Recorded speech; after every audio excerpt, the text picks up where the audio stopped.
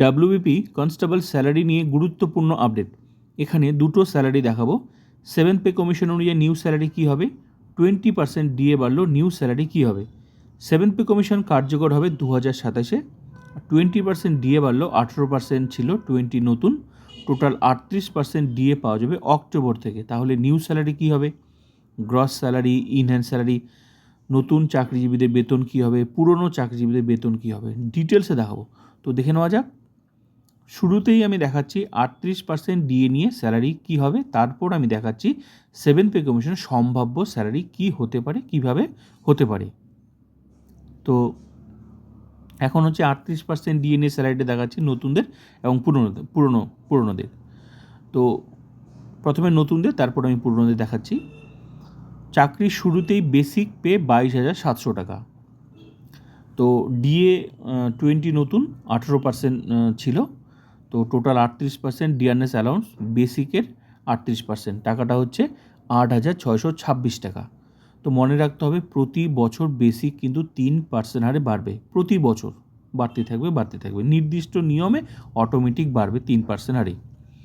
DA সরকার যখন সরকার DA দেবে তখন কিন্তু স্যালারি বাড়বে। যেমন 18% ছিল, 20 নতুন বাড়লো, তো অক্টোবর থেকে পাওয়া যাবে। 38 হলো, আবার যখন সরকার দেবে তখন আবার সেটা 38-এর সাথে সেটা যোগ করে বেসিকের পার্সেন্টেজ করলেই বেরিয়ে যাবে কত টাকা বাড়লো। ক্লিয়ার?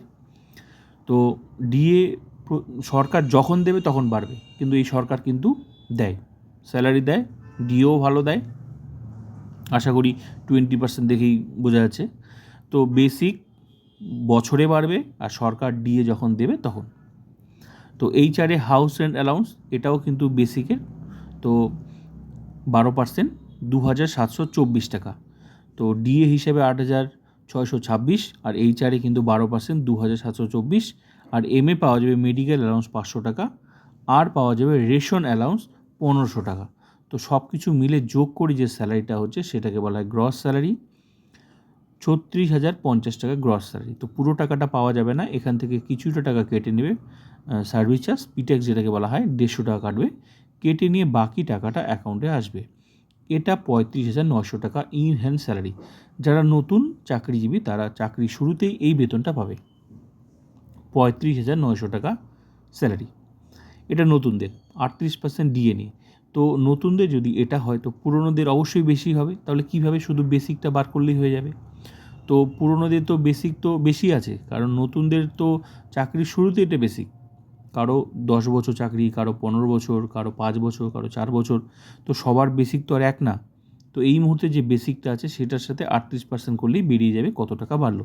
এইভাবে বার করতে হবে। যেমন আমি দেখাচ্ছি, এই যে বেসিক স্ট্রাকচার, এটা হচ্ছে 6 পে কমিশন এখন।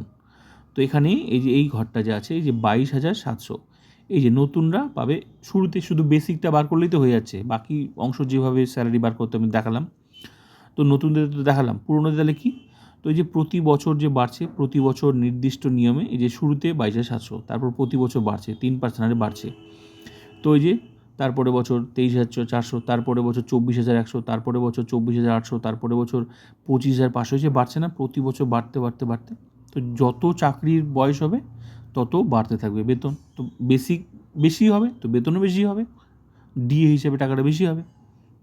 তো এই মুহূর্তে যার যত চাকরির বয়স সেই শাড়ির বেসিকটা, কারো যদি 7 বছর হয় তাহলে 7 নাম্বার শাড়ি, কারো যদি 8 বছর, 10 বছর, যার যত বেসিক মানে যত বছর সেই শাড়ির বেসিকটা নিয়ে যেভাবে আমি বার করলাম 38%, সেটার বেসিক 38% করলেই বেরিয়ে যাবে কত টাকা হলো।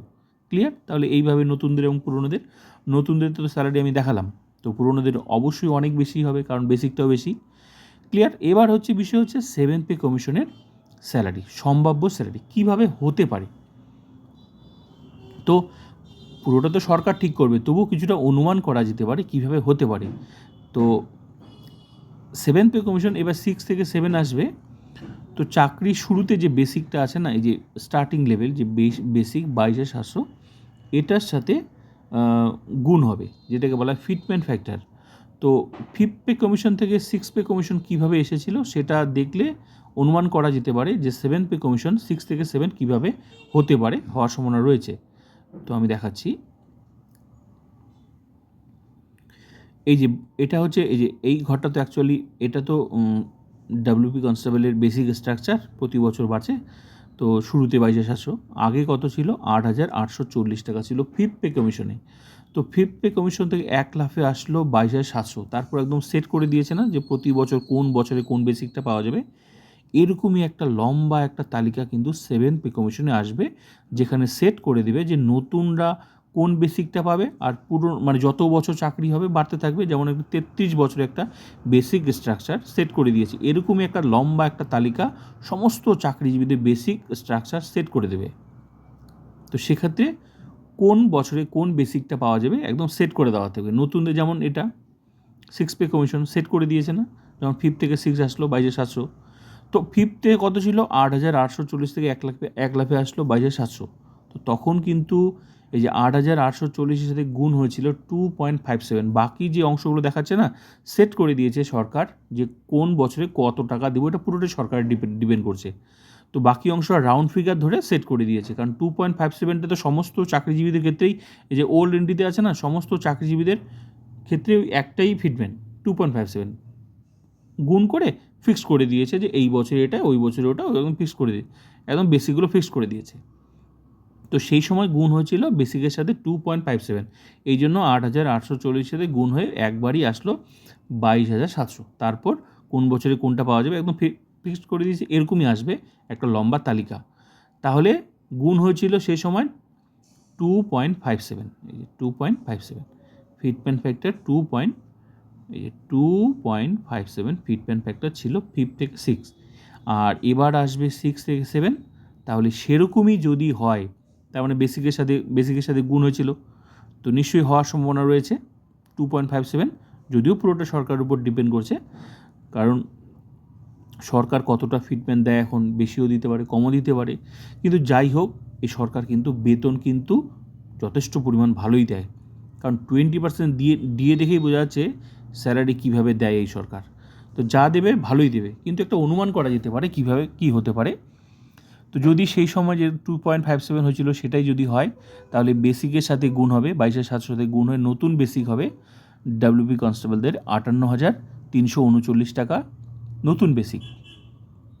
তারপর যেহেতু ডিএটা এত যেহেতু বেসিকটা বেড়ে যাবে, তো নিশ্চয়ই শুরুতে ডিএ 0 হওয়ার সম্ভাবনা আছে, কিন্তু কিছুদিন পর তো ডিএ অ্যাড হবেই। তারপর এইচআরে এখন যেটা আছে সেটাই যদি রাখে 12%, তাহলে বেসিকের 7,000 টাকা। এটা কিন্তু আনুমানিক স্যালারি, হ্যাঁ, কীভাবে হতে পারে সেটাই। তো 500 টাকা এখন মেডিকেল অ্যালাউন্স, রেশন অ্যালাউন্স হচ্ছে 1500 টাকা, এখন যেটা আছে সেটাই যদি রাখে।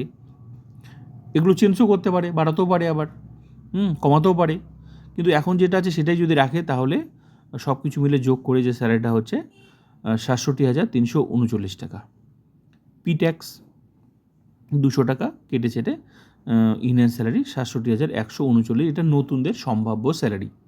তো নতুনদের যদি এটা হয় তো পুরনোদের অবশ্যই বেশি হবে সম্ভাব্য। এটা কিন্তু আনুমানিক স্যালারি 2.57 ফিটমেন্ট ফ্যাক্টর নিয়ে, কারণ ফিটমেন্ট ফ্যাক্টর কতটা দেবে পুরোটা কিন্তু সরকারের উপর ডিপেন্ড করছে। কিন্তু যাই হোক, ওই চাকরির শুরুতে কিন্তু এটার সাথে বেসিকটার সাথে গুণ হবে, কারণ আমি দেখালাম 5 থেকেও 6 হয়েছিল। তো যদি সেটাই হয় তাহলে নতুনদের এটা, তাহলে পুরনোদের কীভাবে হবে, পুরনোদের হচ্ছে 58,339 টাকা, নতুনদের বেসিক হবে, বেসিকটা বার করলেই তো হয়ে যাচ্ছে। তো আমি দেখাচ্ছি। তো এরকম একটা লম্বা একটা স্ট্রাকচার আসবে সেভেন পে কমিশন, যেখানে সরকার একদম ফিক্স করে দেবে যে কোন বছরে কোনটা বেসিক আসবে। তো এই যে 22,700, তো সেক্ষেত্রে তখন যখন সেভেন্থে আসবে তখন 22,700 সিক্সেরটা তখন ওল্ড এন্ট্রিতে চলে যাবে, যেমন ফিফথেরটা ওল্ড এন্ট্রিতে আছে, সিক্সেরটা এটা তো অ্যাকচুয়ালি সিক্সের, তো সিক্সের মধ্যে সেভেন্থে আসবে তখন 58,339 টাকা, এটা মানে সিক্সেরটা তখন ওল্ড এন্ট্রিতে চলে যাবে, আর 58,339 শুরুতে থাকবে, তারপর প্রতি বছর বাড়বে 3%। আর যেমন সিক্স পে কমিশনে এই যে বাড়ছে না এগুলো, যেমন এই যে এগুলো তো সিক্স পে কমিশনের প্রতি বছর বাড়ছে না, তো সেভেন্থ এবার আসবে, সেভেন্থ তো 58,300 শুরুতে থাকবে, যদি 2.57 ফিটমেন্ট ফ্যাক্টর হয়, যদি কিন্তু, হ্যাঁ। তো সেই সময় কিন্তু হয়েছিল 8,840 থেকে 1,22,700 হয়েছিল। তো এরকমই যদি হয় তাহলে 2.57 ফিটমেন্ট ফ্যাক্টর, তাহলে 58,000 সামথিং এখানে, তারপর প্রতি বছর বাড়বে। এক্ষেত্রে পুরনো যারা চাকরিজীবী, তো নিশ্চয়ই বেসিকটা বেশি হবে, কারণ যত বছর চাকরি তত বছর বেসিক বাড়তে থাকবে। সেক্ষেত্রে সেই ঘরের বেসিকটা 7 পে কমিশনে, আর বাকি যে অংশগুলো সবাই পাবে সেগুলো সেভাবে সমান। তো নিশ্চয়ই নতুনদের স্যালারি এটা হলে পুরনোদের স্যালারিটা আরও বেশি হবে, যারা পুরনো চাকরিজীবী দীর্ঘদিন চাকরি করছে। তো এইভাবেই নতুনদের এবং পুরনোদের 7 পে কমিশনের স্যালারিটা বার করতে হবে, এইভাবেই হবে। তো এখন বিষয় হলো ফিটমেন্ট ফ্যাক্টর। ফিটমেন্ট ফ্যাক্টর কত দেয় পুরোটা সরকারের উপর ডিপেন্ড করছে, কিন্তু যাই হোক সরকার কিন্তু স্যালারি ভালোই দেবে। 7 পে কমিশনের প্রচুর স্যালারি বাড়বে, এটা আশা করাই যায়। তো এখন দেখার ফিটমেন্ট ফ্যাক্টর 2.57 হয়, নাকি এর থেকে বেশি হয়, নাকি এর থেকে কম হয়। তো ভিডিওটা ভালো লাগলে like comment subscribe and share.